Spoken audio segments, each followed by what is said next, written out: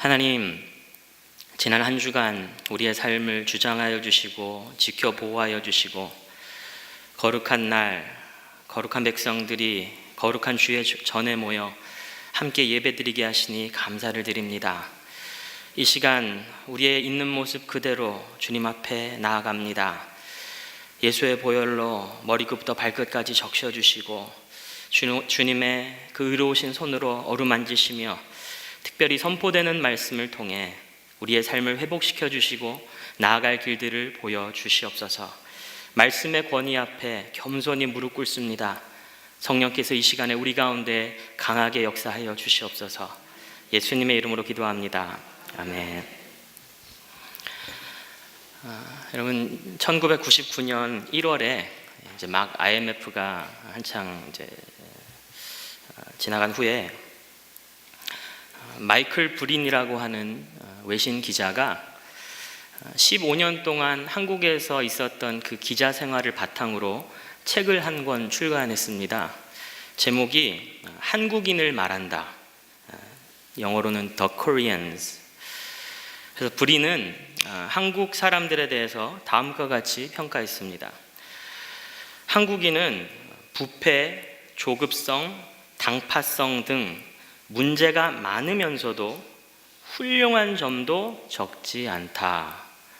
그러면서 이제 훌륭한 점들을 쭉 이렇게 나열을 했는데 그 중에 몇 가지만 발췌해서 요약해 보자면, 대한민국은 평균 IQ가 105를 넘는 유일한 나라이다.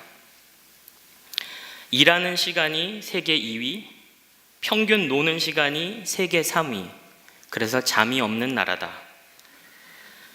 문맹률이 1% 미만인 유일한 나라다.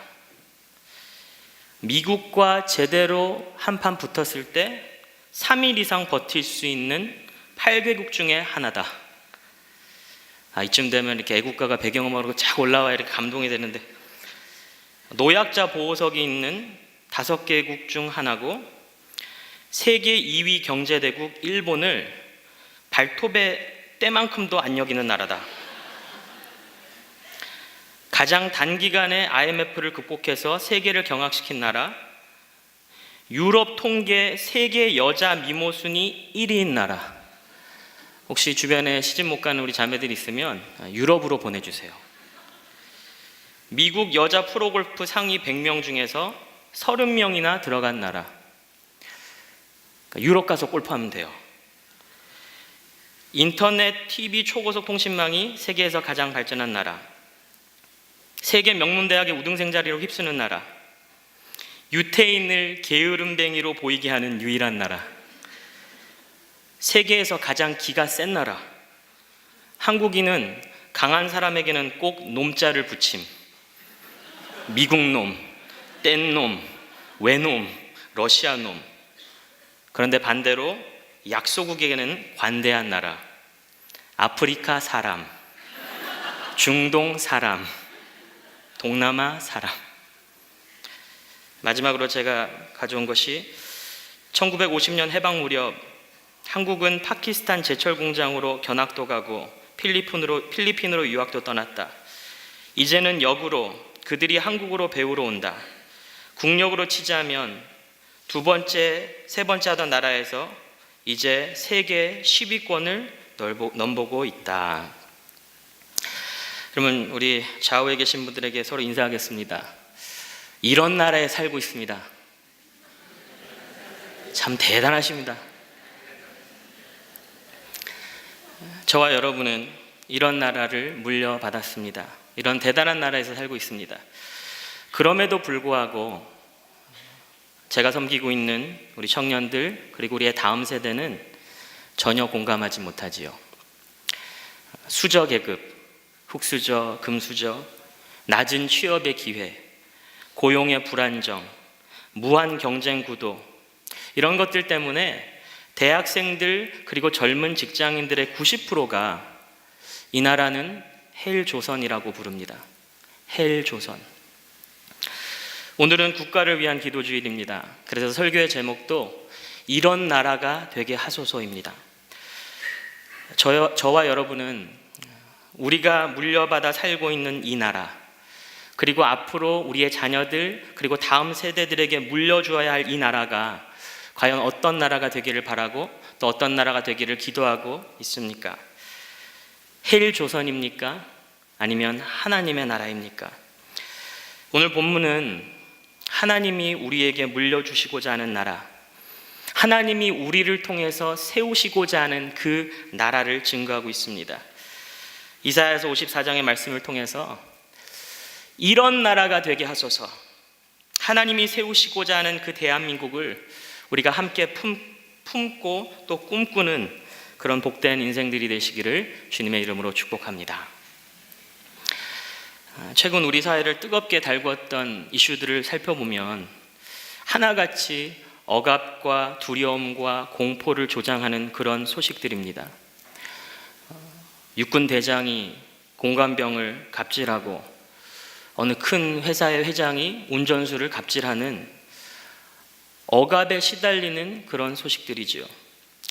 최근에 교육부에서 발표한 초등학교 임용시험 선발 정원 축소, 지금 교대생들이 난리가 났죠.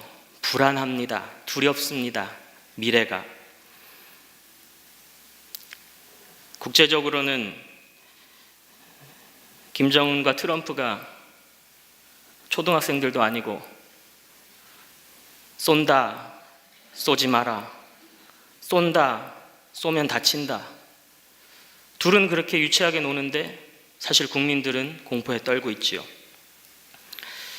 우리는 날마다 억압, 두려움, 공포 속에 생활합니다.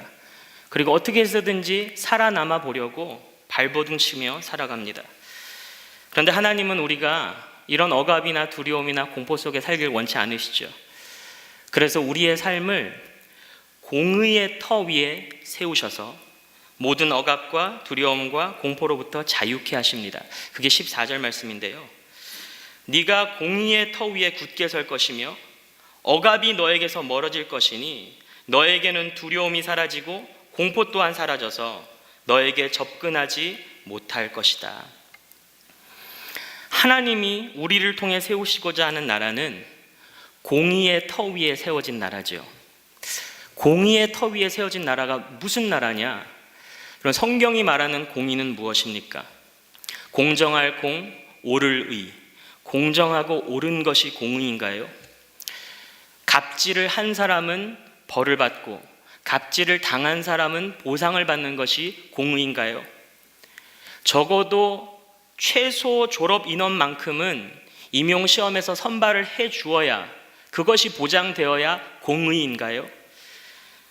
영어로 보니까 이 공의라는 단어가 righteousness라고 번역되어 있습니다. righteousness, 의인, 의로운 사람. 어떤 사람이 의로운 사람입니까? 로마서 5장 1절에 보면 그러므로 우리는 믿음으로 의롭다 하심을 받았으므로 우리 주 예수 그리스도로 말미암아 하나님과 더불어 평화를 누리고 있습니다. 다시 말해서 의인은 나의 죄를 위해 십자가를 지시고 돌아가시고 부활하신 그 예수 그리스도를 믿음으로 말미암아 죄로 인해서 단절되었던 하나님과의 관계가 회복된 사람, 그 사람이 의롭다고 불림을 받는 것이죠. 그래서 공의라고 하는 것은 하나님과의 관계입니다. 공의라고 하는 것은 하나님과의 올바른 관계입니다. 공의라고 하는 것은 하나님과의 올바른 관계가 회복된 것입니다. 그래서 하나님의 나라는 공의의 터 위에 세워지는 나라인데 그것은 하나님과의 올바른 관계가 회복된 나라를 의미하죠.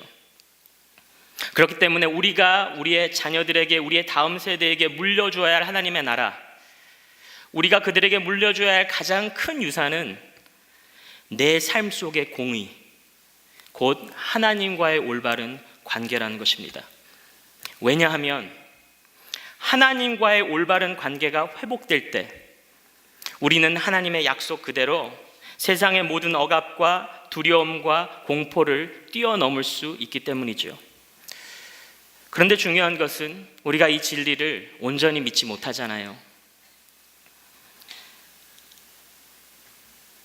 이번 주에 뉴스를 보다가 깜짝 놀랐습니다.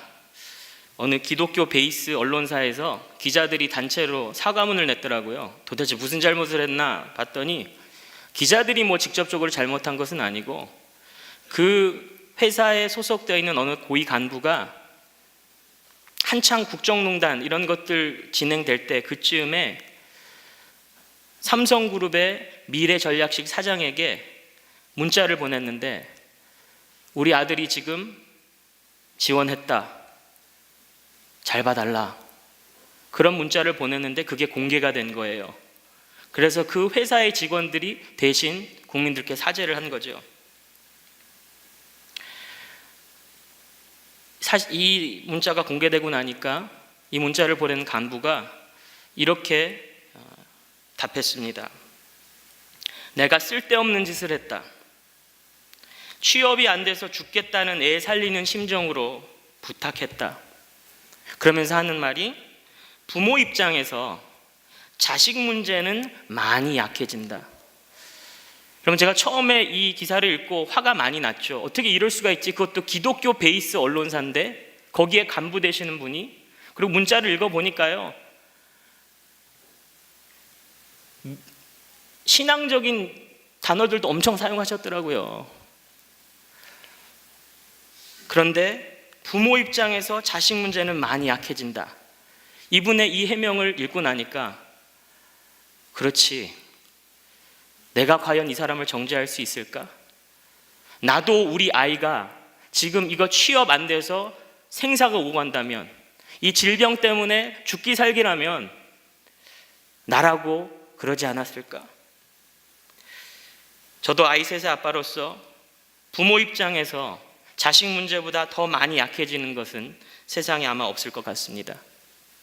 그런데 이 부모의 이 딜레마가 사실은 성경에서도 찾을 수 있거든요. 인류 역사상 첫 번째 부모는 아담과 하와였죠. 아담과 하와는 가인과 아벨을 낳고 살았습니다. 그런데 첫째 아들이었던 가인이 하나님 앞에 드리는 예배에 실패하고 그 분을 참지 못해서 동생 아벨을 쳐 죽이지 않습니까? 그때부터 가인은, 그리고 그의 자손은 끝없는 방랑의 저주 속에 하나님과 단절된 공의가 없는 불신앙의 가문을 만들어가죠. 그래서 창세기 4장 17절에 보면 이렇게 나와 있습니다. 가인이 자기 아내와 동침하니 아내가 임신하여 에녹을 낳았다. 그때에 가인은 도시를 세우고 그 도시를 자기 아들의 이름을 따서 에녹이라고 하였다. 자기 친동생을 죽인 살인마 가인이었지만 고슴도치도 지 새끼는 이쁘다고 자기 아들 어지간히 이뻤나 봅니다. 그래서 자기가 생각할 때 내가 물려줄 수 있는 최고의 유산을 주고 싶은데 그게 바로 재물과 명예였죠. 성읍을 하나 만들어서 이름을 아예 아들 이름으로 해주는 거예요.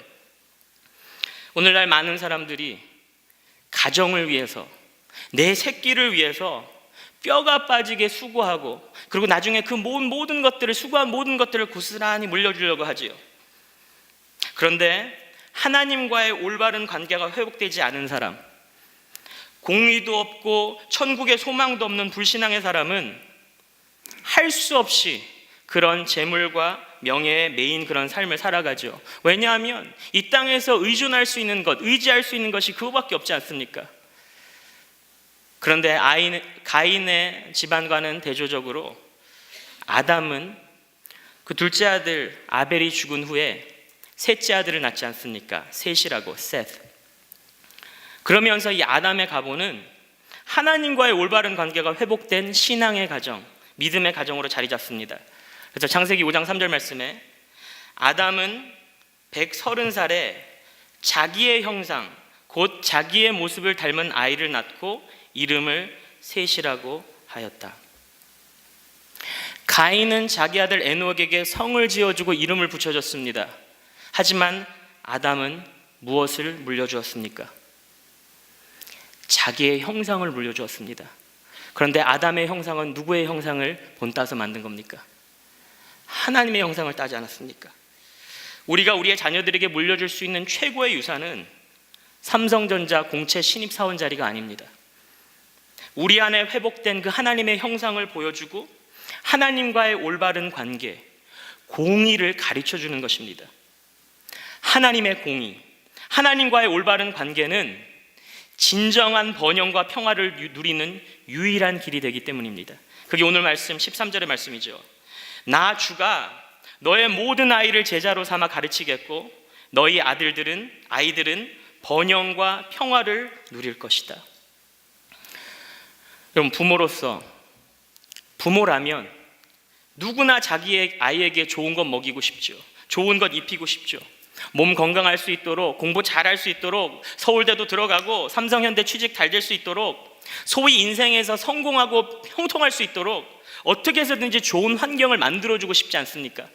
야, 내가 진짜 요 학원 하나만 보내면 요거 좀 점수도 올라가고 이렇게 될 것 같은데, 요것만 조금 도와주면 될 것 같은데, 그런데 자녀가 성공하고 형통할 수 있도록 부모가 옆에서 도움을 줄 수 있는 가장 큰 비결은요, 예수 잘 믿고 공의의 터 위에 굳게 설 수 있도록 신앙의 본을 보여주는 것입니다.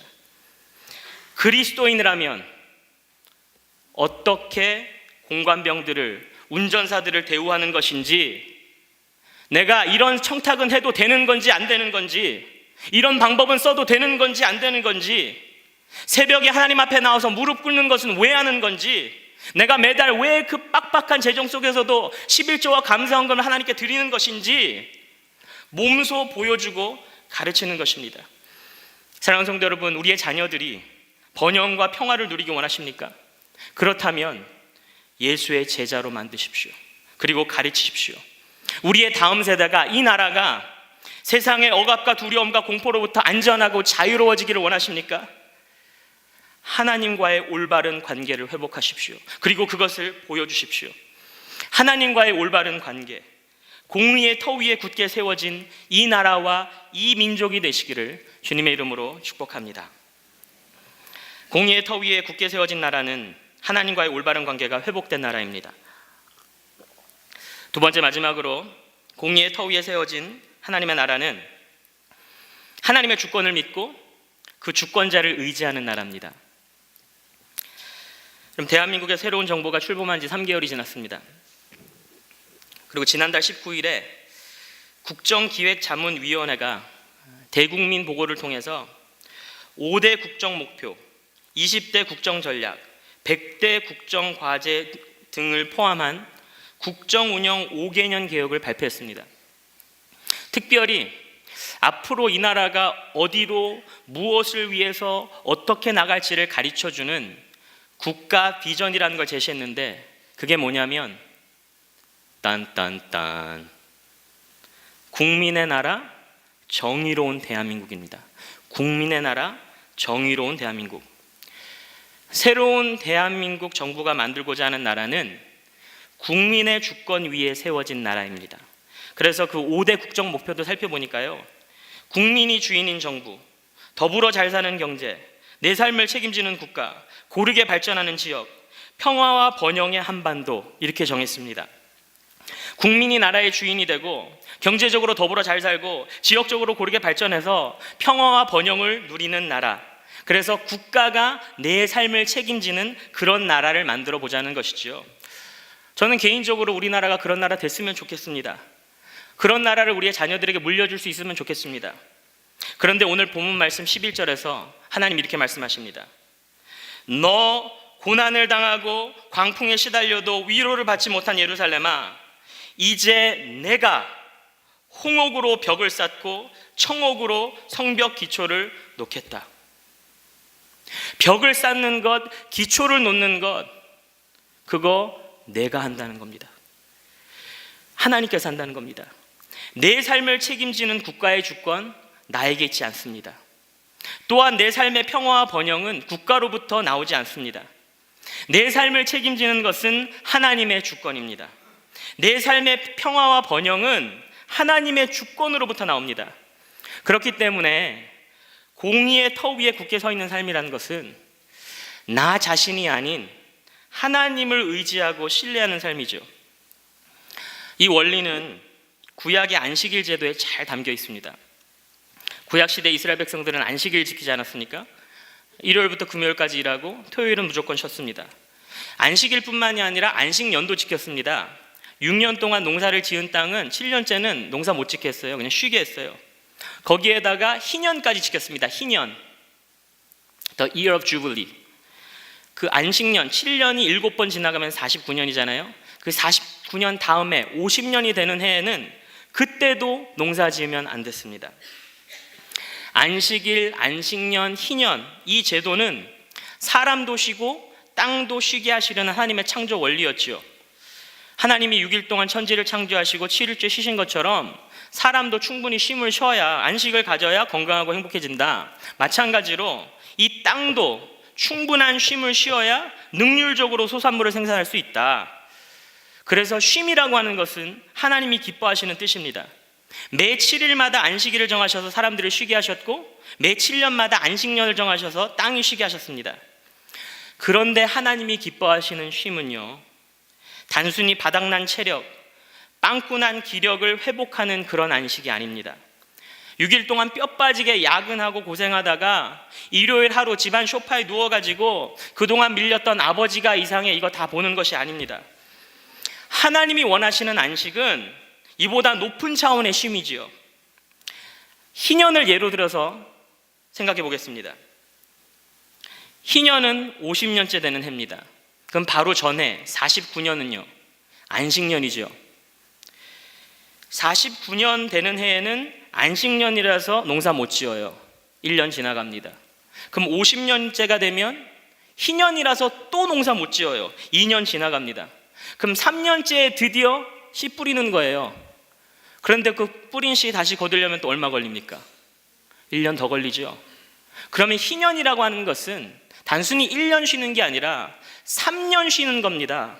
3년 동안 아무런 추수를 하지 못하고 전적인 나의 생계를 하나님의 손에 의지하는 것이죠. 그렇기 때문에 희년, 안식년, 안식일이라는 것은 내가 하나님 안에서 충분히 쉼과 이 안식을 누림과 동시에 모든 것을 하나님께 의지하고 맡기는 시간이었다는 거죠. 내가 내 힘으로 이루어놓은 것이 아니었구나. 내가 내 열심으로 읽어놓은 것이 아니었구나. 전적인 하나님의 은혜였구나. 이사야서 56장 2절에 보니까 공평을 지키고 공의를 철저히 지키는 사람은 복이 있다. 안식일을 지켜서 더럽히지 않는 사람, 그 어떤 악행에도 손을 대지 않는 사람은 복이 있다. 이 구절을 잘 보면요, 공의를 지키는 사람과 안식일을 지키는 사람을 이 동일선상에 놓고 있습니다. 왜 그렇습니까? 공의를 지키는 것과 안식일을 지키는 것 모두가 다 하나님의 주권을 신뢰하고 의지하는 것이기 때문입니다. 제가 섬기는 수많은 청년들이 그랬듯이 여기 계신 분들 가운데서도 취업난으로 인해서 구직의 안식년을 경험하고 계시는 분 계신지 모르겠습니다. 여러분들의 자녀들 중에 재수를 했다든지 군대를 가기 때문에 학업의 희년을 겪고 있는지 모르겠습니다. 뼈 빠지게 수고하고 노력해서 쌓아놓은 내 스펙이 내 눈앞에서 우르르 무너지는 것을 지켜보면서 지난 3년 동안 속수무책이었던 내 자신을 생각할 때, 취업이라고 하는 것은, 장사라고 하는 것은, 가정을 이룬다고 하는 것은 내가 아니라 하나님이 하시는 거구나. 하나님밖에 의지할 분이 없다는 것을 깨닫는 시간이죠. 우리 아이가 매일매일 학교만 다녔는데, 학원만 갔는데, 도서관에만 붙어 있었는데 성적은 나오지 않고 다른 애들은 줄줄이 대학 합격하는 것을 보면서, 우리 아이가 지난 3년 동안 뭐 했지? 대학 입시도 우리 아이가 하는 게 아니고 내가 도와주는 게 아니고 하나님이 인도하시는 거구나. 하나님 의지하는 법을 처참히 배우는 시간이죠. 그런데 하나님밖에 의지할 분이 없다는 것을 깨닫고 하나님만을 의지하는 것, 공의의 터 위에 굳게 서는 것은 말처럼 쉽지 않습니다. 우리가 매일 겪는 세상의 억압, 두려움, 공포, 이거 100% 리얼이지 않습니까? 현실의 무게, 압박 여전히 그 자리에 있습니다. 사도 베드로는 우리의 원수 사단이 우는 사자와 같이 삼킬 자를 찾아 두루 다닌다고 경고했는데, 이렇게 하나님만 바라보고 기다렸다가는 망할 것 같죠. 그래서 이대로 망하느니 뭐라도 해봐야 될 것 같죠. 그런데 하나님 말씀하십니다. 15절에 너를 공격하는 자들이 반드시 있겠지만 그것은 내가 허락한 것이 아니다. 너를 공격하는 자는 누구든 너에게 패할 것이다.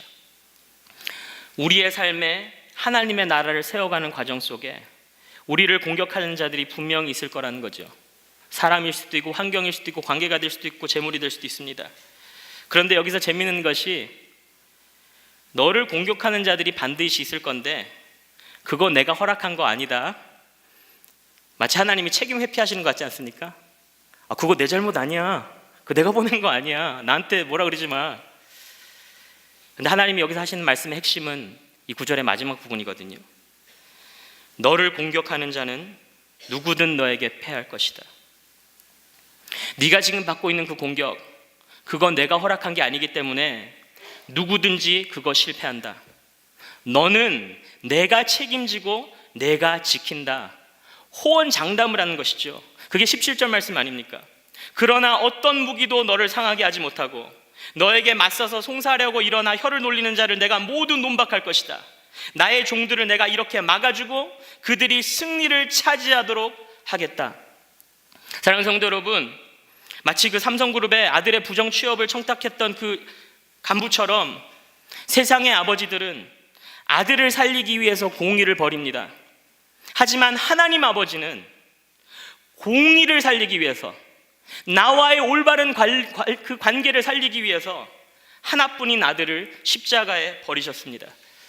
이사야 43장 4절에 내가 너를 보배롭고 존귀하게 여겨 너를 사랑하였으므로 너를 대신하여 다른 사람들을 내주고 너의 생명을 대신하여 다른 민족들을 내주겠다. 우리를 얼마나 사랑하시는지, 우리를 얼마나 보배롭게 여기시는지 독생자의 목숨을 내어주실 만큼 하나님은 끔찍이도 우리를 생각하고 계신다는 것입니다. 그래서 그렇게 끔찍이도 생각하는 저와 여러분을 목숨 걸고 지켜 보호하신다는 것이죠. 올해 초에 저희 가족 전체가 신방이 잡혀 있어서 먼 길을 가게 됐는데, 신방 가기로 한 그 시간 전에 제가 하고 있던 청년 사역이 좀 늦게 끝나서 좀 늦어진 날이 있었습니다. 그래서 저는 가족들과 아이들을 데리고 또 저도 옷도 좀 갈아입고 하려고 불이 나게 집에 가서, 아이들과 아내는 이미 막 신발 신고 있고 저는 그제서야 이제 옷도 갈아입고 저만 늦은 거죠. 근데 그렇게 시간이 없을 때는 저희 큰 아들 혹은 딸에게 엘리베이터 누르라고 그러거든요. 먼저 나가서 눌러 보세요. 그럼 엘리베이터를 눌러요. 근데 이때 저희 막내 아들이 19개월 됐던 때였는데 이제 막 아장아장 걸어가는. 전 계속 화장실에서 이제 씻고 이제 옷 갈아입고 있는데 갑자기 저희 큰 아들이 마미 부르는 거예요. 알고 봤더니 저희 큰 아들이 엘리베이터를 눌러놨는데 이제 엘리베이터가 와서 문이 열렸지 않습니까? 아무도 안 보는 사이에 저희 19개월 막내 아들이 그걸 타버린 거예요. 그리고 문이 닫힌 거예요. 그 엘리베이터 올라가는 거예요. 마미 보니까 제 아내가 뭐가 뭔지 몰라가지고 막 여보 소리를 지르더니 뛰쳐 나갔더라고요. 제가 나와보니까 그러니까 애들이 이사야가 혼자 엘리베이터 탔는데 문 닫혀서 올라갔다. 엄마는 계단으로 뛰어 올라갔다. 계단 쪽 문을 열어봤습니다. 그러니까 위에서 막 쿵쾅쿵쾅 막 계단 올라가는 소리가 들려요. 막 이사야. 근데 얼마 안 있다가 아이 우는 소리가 들리더라고요. 마미. 그리고 이사야. 마미. 그런데 그 소리의 주파수를 제가 한번 비교해 보니까 곧 만나겠어요. 그래서 뭐 지금 신방 시간은 다가오죠. 큰아이 둘은 제가 데리고 있죠. 뭐 제가 거기서 이렇게 뛰쳐 올라갈 필요 없겠더라고요. 그래서 아이들 둘 데리고 먼저 지하에 차로 갔어요. 그러니까 여기서 엄마 아빠의 차이가 나타나거든요. 저는 믿음에 근거한 담대함이라고 믿었는데 제 아내는 그냥 매정한 거라 그러더라고요. 어떻게 그럴 수가 있냐고. 아무튼 아이들 둘을 데리고 지하에 가서 차를 타고 기다리고 있는데 전화가 왔어요. 아내한테 찾았다고. 그래서 지금 내려간다고.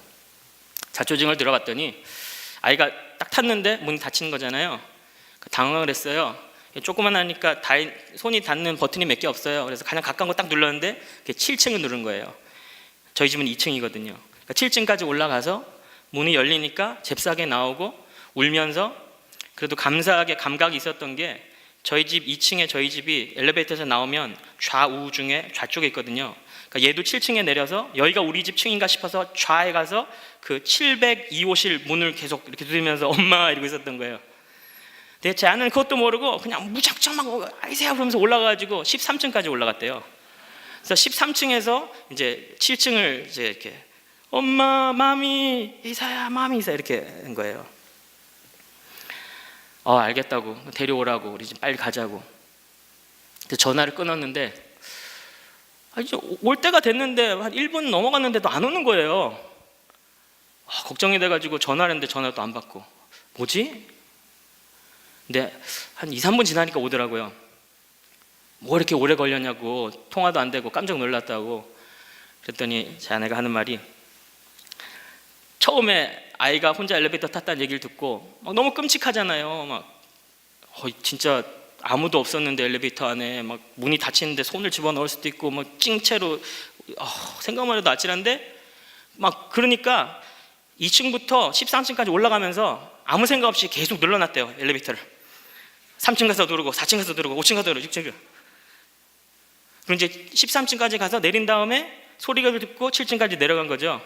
7층에서 만난 다음에 이제 엘리베이터 타고 내려가려니까 이 엘리베이터가 이제 13층에서부터 12층 갔다가 문이 열립니다. 문이 닫힙니다. 내려갑니다. 11층 가서 문이 열립니다. 이거를 지하 1층까지 하고 온 거예요. 그렇게 오래 걸렸더라고요. 제 아내가, 여보, 나 완전 미친 여자였어. 그래서 제가 그랬죠. 미쳤어. 그때 제가 하나님의 마음을 좀 느꼈거든요. 사단은 우는 사자와 같이 너무너무 배가 고파서 우리를 위협하고 우리를 마치 엘리베이터 속에 가둬놓듯이 하나님과 떨어뜨려 놓고 하지만, 하나님은 우는 사자보다 더 무서운 새끼를 잃어버린 호랑이처럼, 미친 여자처럼 우리가 있는 곳으로 단숨에 달려오시는 그 하나님의 인도와 보호하심, 저는 저의 아내의 모습을 통해서, 그 미친 여자의 모습을 통해서 하나님의 마음을 체험했습니다. 그리고 혹시 지금 이 순간에 인생의 안식일, 직장의 안식년, 재정의 희년을 겪고 계십니까? 너무 처참하게 훈련받고 계십니까? 이거 언제 끝나나? 하나님을 전적으로 의지하고 신뢰하고 있는데 이거 언제 끝나나 답답하십니까? 네, 하나님의 품에 안겨서 하나님과 동행하는 것 오래 걸릴 때 있습니다. 13층부터 지하 1층까지 그냥 단숨에 오면 좋겠는데, 무슨 이유인지 모르겠는데 하나님이 눌러놓으신 버튼 하나하나 때문에 그거 다 일일이 멈춰야 될 수도 있습니다. 하지만 중요한 것은 하나님께서 나와 그 순간에 함께 하고 계시기 때문에 결국은 하나님의 뜻이 드러난다고 하는 것이죠. 여러분, 레위기 25장에 하나님께서 이렇게 이스라엘 백성들을 안심시키십니다. 희년을 가르치시면서 7째 해에는 씨를 뿌려도 안 되고 소출을 거두어 들여도 안 된다면 그해 우리는 무엇을 먹을까 하고 너희는 물을 것이다. 그러나 6번째 해에 내가 너희에게 복을 베풀어 새해 동안 먹을 소출이 그 한 해에 나게 하겠다. 하나님이 6째 해에 무엇을 주시겠다고 약속하십니까? 하나님의 복을 주시겠다고 약속하십니다. 몇 해 동안 먹을 소출을 주시겠다고 약속하십니까? 3년 동안 쓸 수 있을 만큼 주신다고 약속하십니다. 저거는 새번역인데요, 개역 개정에 보면 족하게 쓸 만큼 주신다고 나와 있습니다. 이것이 하나님의 섭리입니다. 하나님이 한번 복을 주시면 한 해의 수확으로 3년을 좋게 견딜 수 있습니다. 하나님이 한번 우리 만져주시면요, 12해 동안 끊이지 않았던, 멈추지 않았던 피가 단순간에 맺어버립니다. 하나님이 한번 음성 들려주시면 그냥 길 지나가고 있는데 태희야, 아무개야, 그냥 음성 한번 들려주시면 예수 믿는 사람 죽이러 다니던 사람이 예수 안 믿는 사람의 손에 죽임 당하러 다닙니다. 하나님의 섭리는 자연의 법칙과 인간의 지혜를 초월합니다. 수년째 아무것도 하지 못하고 무능하게 무기력하게 그저 지켜보고만 있는 그 삶의 문제가 있으십니까? 그 수고하고 무거운 짐진 것 이제는 내려놓으십시오. 우리를 쉬게 하시는 예수님께 맡기십시오. 그리고 그분을 전적으로 의지하고 신뢰하십시오. 주권자 되시는 하나님을 의지하고 신뢰하는 인생, 하나님과의 올바른 관계를 회복하고 물려주는 인생, 그런 공의의 터 위에 굳게 선 우리 인생들이 모여서 공의의 터 위에 굳게 선 이 대한민국을 이룸으로 말미암아 우리 자녀와 우리 다음 세대에 헬조선이 아니라 하나님의 나라를 물려주는 그런 복된 인생들이 되시기를 주님의 이름으로 축복합니다.